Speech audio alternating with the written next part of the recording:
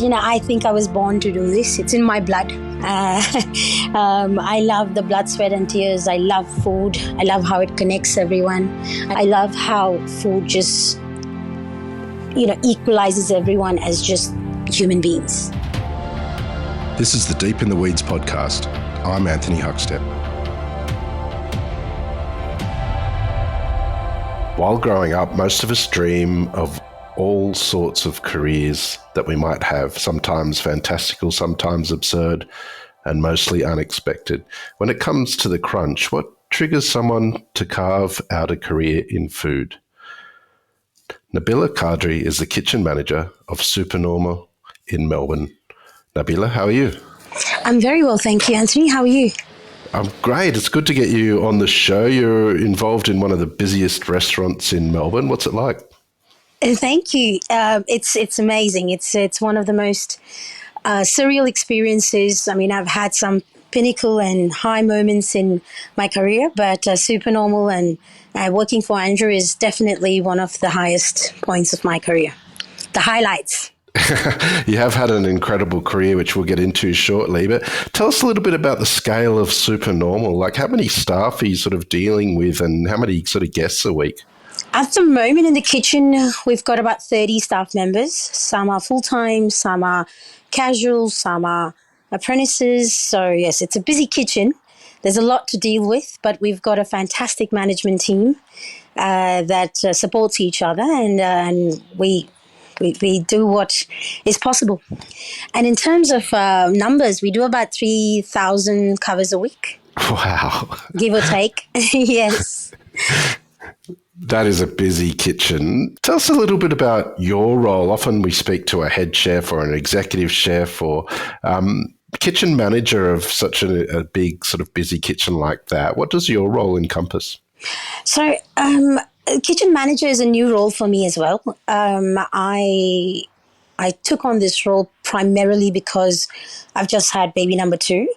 So I've got 2 kids that are at home and that just allowed me to still be in my rights in the kitchen and still be at the front line, if I may say, and use my management experience and my chefing experience at its most while I take a little, it's not so much a step back, but also explore different arenas of the kitchen and the industry.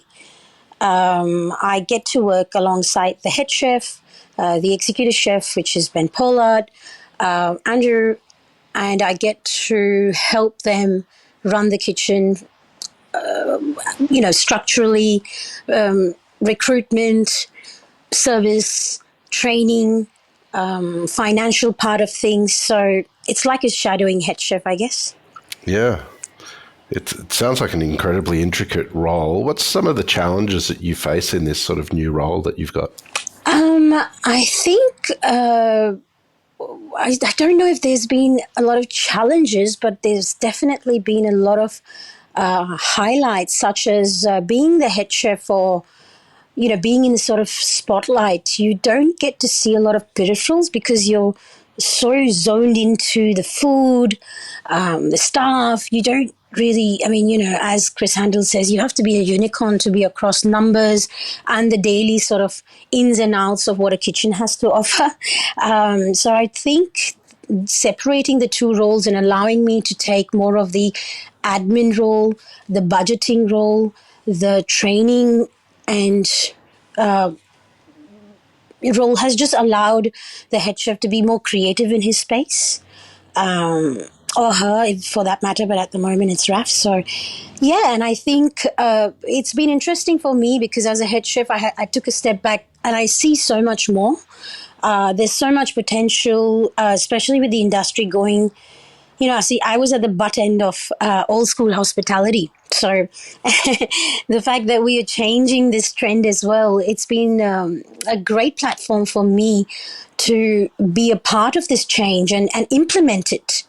Whether it comes to training, work-life balance, the language we use around it, the importance of mental health, the importance of mentoring, all of that. So I think I've been blessed to be a part of this change without being in the thick of it.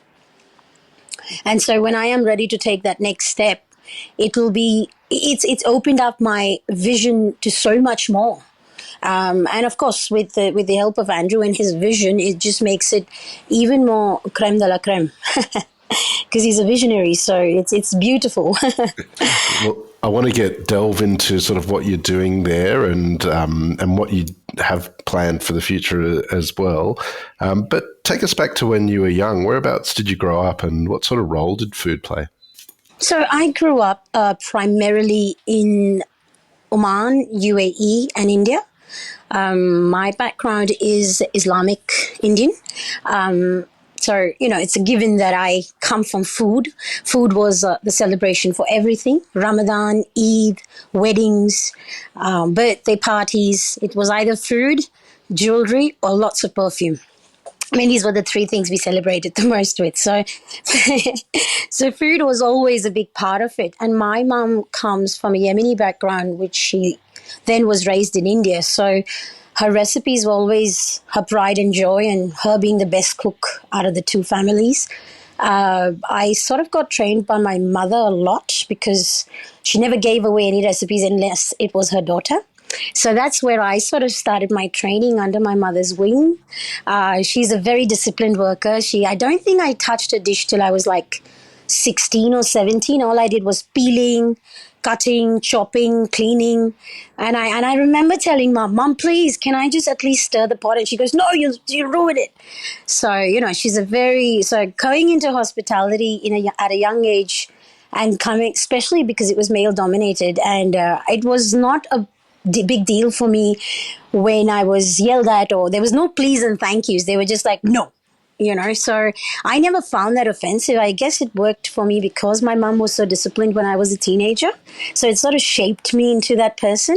And of course, my dad, for many, many decades now, I think 3 or 4 decades, he's been in the marketing, the sales part of hospitality in the Middle East and in Singapore. And so the Maldives and that region. Going with him, traveling with him, because he's been in that sector, drop-offs as a supplier, chocolate, cream, all of that, and looking at the big hotels and the tall hats was fascinating for me as a child. So I always knew I wanted to get into that somehow, subconsciously. And when it came to the decision making of what I'm going to do next, hospitality was the second thing I wanted to do. I mean, first I wanted to be a pilot, but the financial and the, I guess, academic part didn't really align with my vision. So I went for hospitality. Yeah. Not encouraged by the extended family, of course, coming from a Muslim background, but my mom and dad were very encouraging about it. They were like, what? Why would you cook? You live in Dubai. Just get married. You'll have you'll have all the time to cook for your family. So that was quite interesting. Tell us about your first sort of steps, being a chef. Where did you sort of cut your teeth, and do you have any stories of what that was like? Yeah, so I came to, I started my apprenticeship in 2004 in Melbourne. So when I came as an international student, first MasterChef had not come out. It was late in 2008 or 9. So it definitely wasn't a glamorous job. It was still where dropout kids went. And then to add to the equation, as an international student, most people did it for getting their permanent residency or trying to stay in the country, which was heartbreaking for me because that was never the intention for me. It was all about learning how to be a chef and being the best at my trade and, grinding it out. So that was something that really motivated me to get my teeth into it, get into it. And I had multiple jobs while I was doing my apprenticeship. I think the first thing I did was get a job at a grocery store in Heidelberg, which was called Leo Supermarket, because I wanted to understand the produce. I didn't come from a wine or a alcoholic background, so going and working at the bottle shop over there or the wine shop over there, that was interesting. That really it introduced me to the culture, the food, the lingo, if I may say, the language around it. So that was something that I intentionally did just because I wanted to stand out of the crowd. I knew that I had so many places to go to. So Melbourne was something I chose. What were some of the important venues and people that you worked with in the I early started years? working at a cafe first in South Yarra. At the time, cafes were the place to be. And cafes really, it was called Gaia in South Yarra. It was one of the best in town. And it allowed me to, again, just be micro into everything from the kitchen to ordering to front of house. Our clientele at the time was, the highest profile in town. So their needs, how service is done. So it really opened up my vision to hospitality. I then got approached by Diane Polswank, who was there. They just took over Lynch's on Domain Road at the time. Doesn't exist anymore, which then got turned into Entrecote. But it was an old school kitchen, and I was excited. I was super excited. I was like, ooh, my first real job. Into the industry, into the restaurant industry. They were wearing tall hats, and I was like, oh, this is like childhood. This is exactly where I want to be. However, it was an old school kitchen, so I felt like I had to go into something more, a trendier place, a newer place, which would allow me to express myself better. And so then I started working for Chef T. Gezard and Chris Donovan at Ginger Boy, which was, again, a real trendsetter at the time. Production lines weren't a thing. So I guess that's where I got my foundation. Everything was done from scratch, the discipline it required, everything, So that's where I shaped my restaurant career for discipline, recipes, timings, all of that. So I was really blessed to work under them at the time. Tigaz had made an incredible impact on Melbourne over many decades. Take us into the kitchen of Ginger Boy. Were you dealing with ingredients that you hadn't used before, and what was Teague actually like? Teague was hard. He was hard. He wanted an answer for everything, even the papaya salad. I remember because that's where I sort of dived into the Asian. Melbourne at the time, and even now, has a heavy influence of Thai, Southeast Asian, Chinese, Vietnamese cooking. And so that was interesting for me. Fish sauce. I'd never used fish sauce before. Palm sugar, actually, we use all over India as well, but not palm sugar. It's called jaggery. So that was something that I was familiar with. The vegetables, however, I was familiar with because, again, Southeast Asia, we have similar profiles. So it did fit into my profile in terms of flavors. It's just there was a lot more umami in it with, soy sauce and fish sauce and all that. And he was very disciplined with how we seasoned our papaya salad, how we seasoned our duck curry.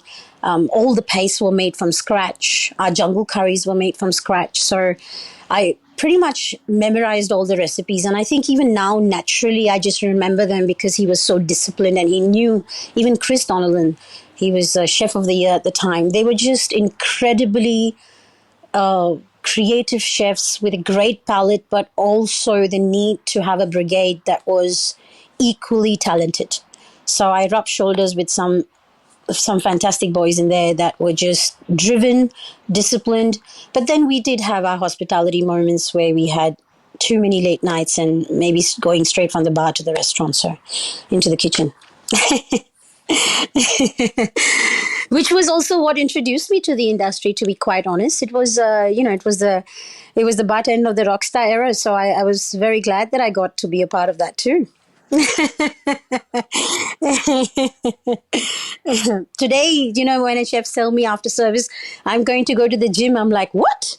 So, but it is a good change. It is a good change. It's a healthy change and much required, I think. You spent quite a bit of time with the Lucas Group at various restaurants. Tell us about that period of time and, what you got out of that experience. I did. Like I said, Ginger Boy was, I think we did 150 covers, 200 covers max. But everything was homemade, house-made, homemade. And so I think the next challenge for me, because I was CDP when I started, and then I transferred into sous chef when Cam White Oak from Attica started with us, and I got to learn some service and all of that. But I think I was ready to go into more of a volume restaurant, something that challenged me more. And I think that's been my biggest strength is the hunger for more, understanding more, and not being in my comfort zone. And going into Chin Chin and working for Ben Cooper at the time, Chris knew him very well. Teague also knew him, so they referred me to Ben, and they said, why don't you have an interview with him? And when I walked into Chin Chin, again, at the time it was one of the hottest restaurants in town, and I saw the volumes they were doing, and I was like, this is incredible, but I don't know if I can do this. This is like 500 covers a day. It's non-stop. It's go time. I mean, who eats musbin curry at 11 o'clock in the morning? But apparently they did. And I was like, oh my God, this is crazy. But I loved it. I walked into it with a positive attitude. At the time, Dan Briggs, who's now the executive chef, was the head chef. He was very supportive of me. Everyone was actually. And I didn't really tell people where I came from. Whenever somebody asked me in the kitchen, so where have you worked before? I said, oh, here and there. I just never, I didn't want a stigma attached to me or a background attached to me. Oh, she comes from Ginger Boy and, it's a fine dining restaurant. And I just wanted to fit in, I guess, be a part of the team. And that was where it all started. And I was, yeah, it was, I guess I did okay. And I got my next project, which was Kong, which was the Korean brand that we opened. Again, I got to be a part of the whole branding process from bottom up. That was incredible.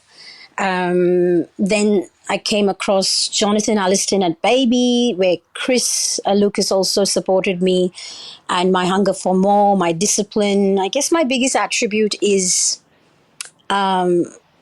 just discipline and loyalty. I really appreciate what I've been given, and that's where I learned my numbers and business and how to turn a business into a profitable business. And then after Baby, I moved to France for a few years. When I came back, Kisume was on the cards, and I started as sous chef at Kisume, and then within 6 months into head chef with Chef Moon and Joshua Bedell, which was, again, an incredible journey, one that I did not know I was capable of.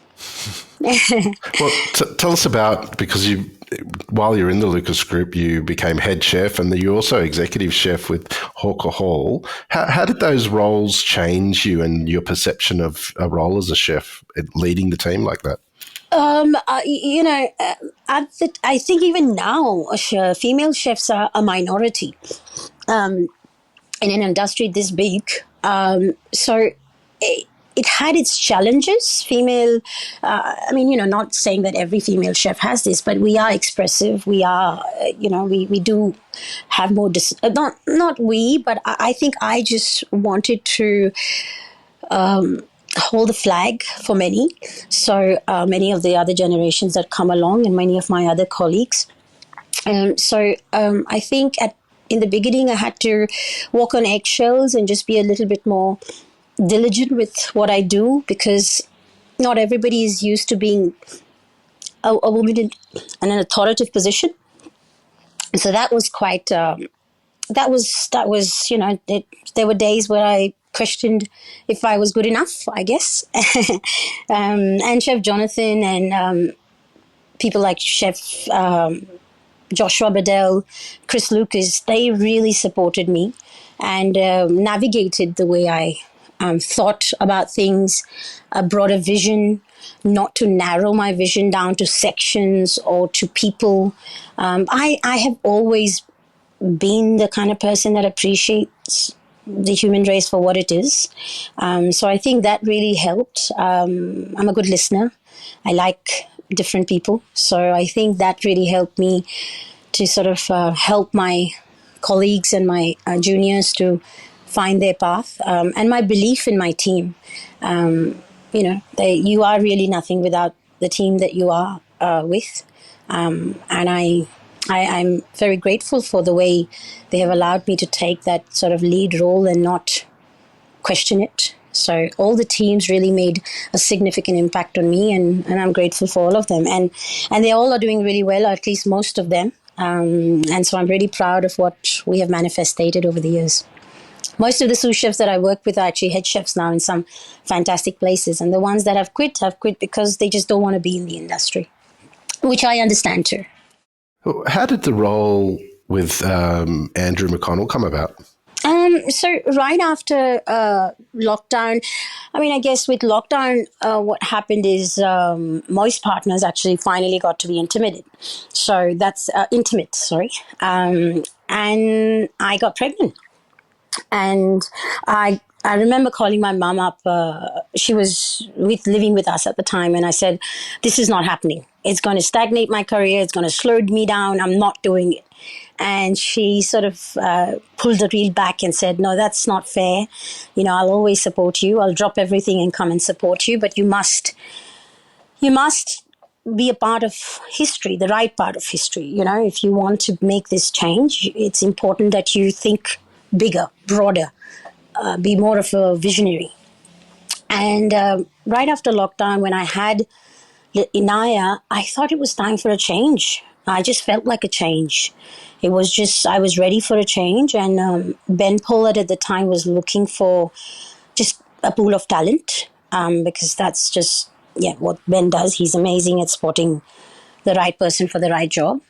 And I started conversation with him, and one thing led to another, and he got to know me and understand me and what I wanted. And that's when he offered me, I had interviewed for the head chef position, but he sort of saw where I stand and where it is. And he said, "What about a kitchen manager? I think it'll be great to take this for the next couple of years, because it still allows you to be a part of the bigger decision making and flare your personality, but also your experience that you have. And then when you're ready for that next step, we'll direct you into that position." And Chef Andrew and Christopher Handel at the time were very supportive of that. And for me, it was an absolute, it's a chance I couldn't miss. It would be silly of me not to do that. Because I have always wanted to work for Chef Andrew, like most chefs in the country, I think. And why wouldn't you want to work for him? And I was, yeah, and I took I grabbed the opportunity before it went to anyone else. So it was a no-brainer for me. It was a no-brainer. I was like, yes, please. What's Andrew like to work with? He's such a lovely man to meet in person and such passionate about what he does. But do you have any stories of the interactions that you have with him? Yes. So Chef Andrew has been nothing but a gentleman. He's an absolute gentleman. You know, you don't find many gentlemen in the kitchen. But he's an absolute gentleman to talk to. The way he does a tasting, the way he navigates his vision. JP and Ben Pola, who closely work with him, all three of them are just. I mean, you know, every conversation I have with him where I'm having a difficult moment or I'm struggling with something, I always walk out of it richer with knowledge and a different perspective. And it's a progressive perspective. It's moving in the right direction. I wouldn't say it's across the border. Like, you know, we still have people that we need to work with and understand, and sort of, you know, I get told a lot of the times, "Oh, you're so lucky, your kitchen manager," and I find that quite offensive, to be quite honest, because I think it's you know, I deserve to be where I am, and I. Yeah, so, and I think they see it that way. They see it as I deserve to be there. So it's always a rich conversation with them. But Andrew is very disciplined. I remember at the AO, when I was the lead role for the AO Australian Open pop-up for Supernormal, and I was doing the pass, and he was very gentle about coming to me and to Ben, and he looked at the pass and said, "Oh, your pass is so messy. How do you think?" And I looked at him and said, "Oh, sorry, chef." And he said, "No, that's okay." And he just ripped not ripped them, but he took the dockets and he gave it to Ben and said, "Do it again." So, you know, in a very eloquent way, he sort of said, "Nah, this is not happening." and you know, to it was absolutely right when he did it, and the way he sort of wanted to see it, and the way Ben Pola and JP executed it was much better and much smoother. So again, I learned something, and I was like, I can't wait for more of these moments. It's interesting how you mentioned about women in high-ranking roles in hospitality and kitchens. What was it like for you, the pressures of feeling that obligation with creating a family, having a senior role as well, and managing all of that? Do you think there was different pressures to what a male would experience? Absolutely, Anthony. I mean, I hate to say it, like, I don't want to offend anyone, and this is not a go at anyone, but this is just the reality of it. Unless you're a chef owner who owns the place or is partially, involved in the bigger sort of stakeholder joints, you make that decision for yourself.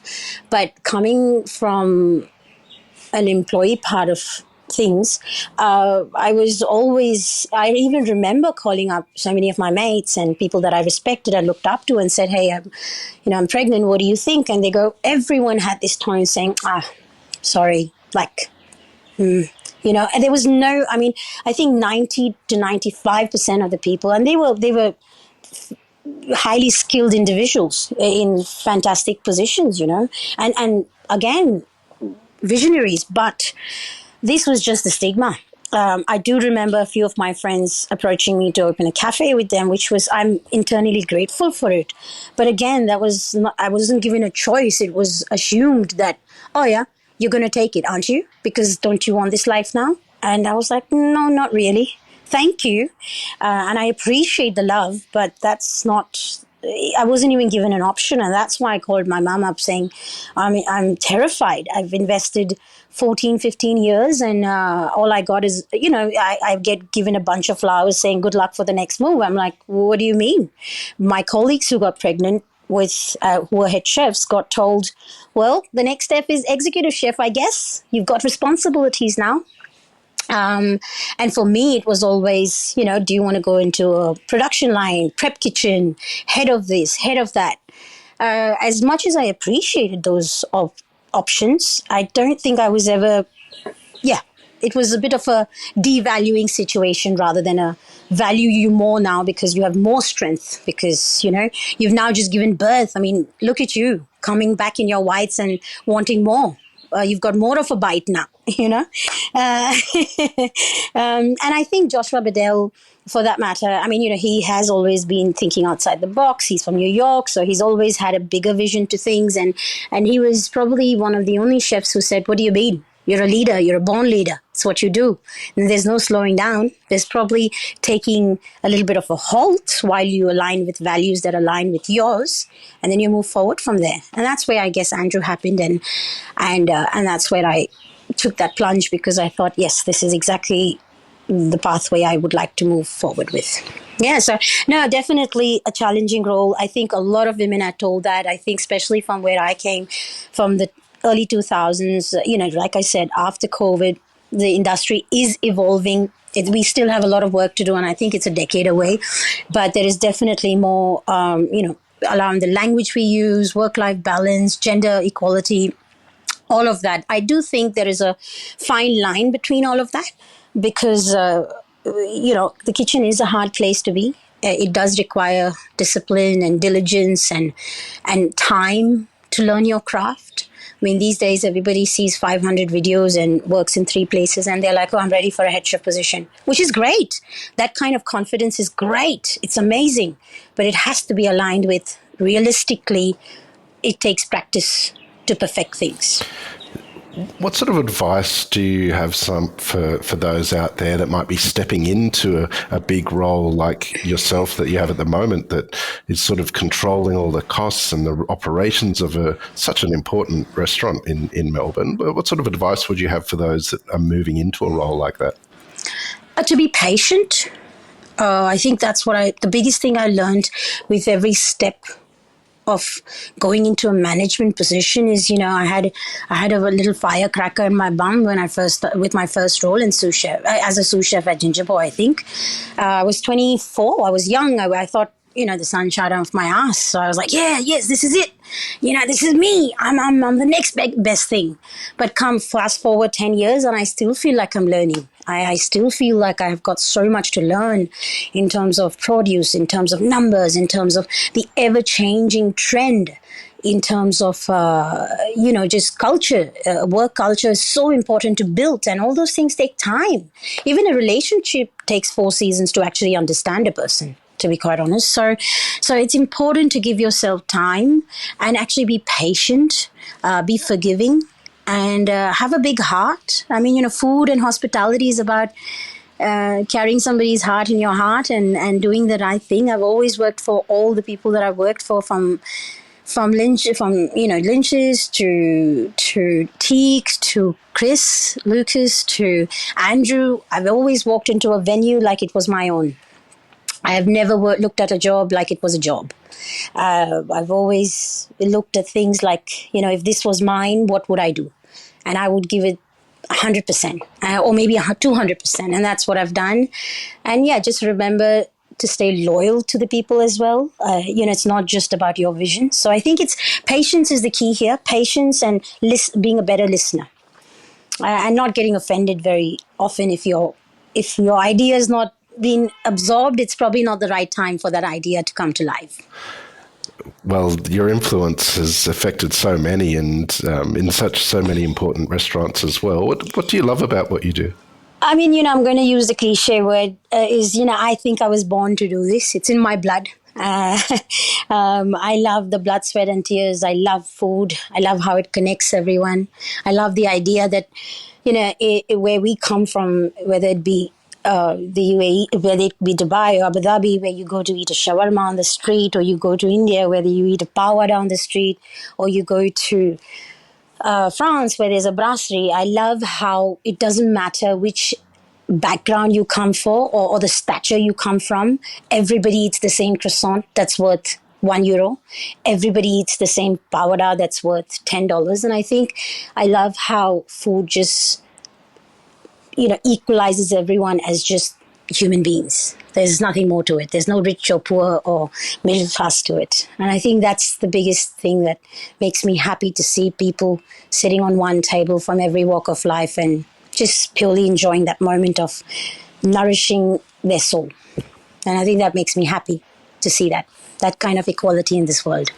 Well, Nabila, it's an absolute honour to have you on Deep in the Weeds today, and look forward to seeing your influence blossom even further. No, Anthony, the honour is mine. Thank you so much. I don't realize myself if I've influenced many, but if I have, then it's been an absolute pleasure to do so. And I look forward to many more years, 2 more decades to come.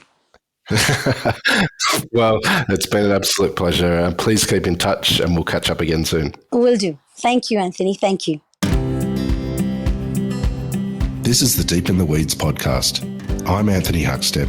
Stay tuned as we take a deep dive into the lives of the incredible people who ply their trade in the food and hospitality sector. Special thanks to executive producer Rob Locke for making this all happen. Follow us on Instagram at Deep in the Weeds Podcast, or email us at podcast@deepintheweeds.com.au. Stay safe and be well.